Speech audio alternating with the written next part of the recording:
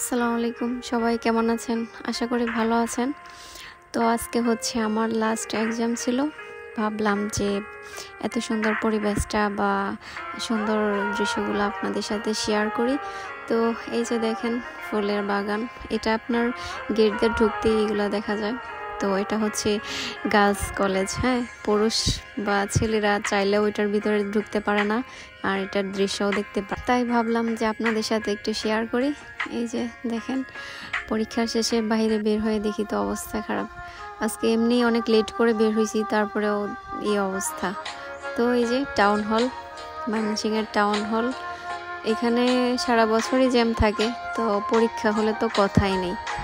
আর এখান থেকে একটু ভিতরে হচ্ছে আমার কলেজ আনন্দমোহন।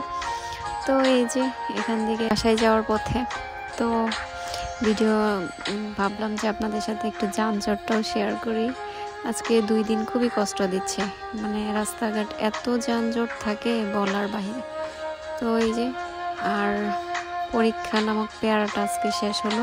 তো শেষ ভালো যার সব ভালো তার কথাই আছে না। তো আলহামদুলিল্লাহ সব কিছুই ঠিকঠাক ভালোই দিলাম। সবাই দোয়া করবেন। আল্লাহ হাফেজ।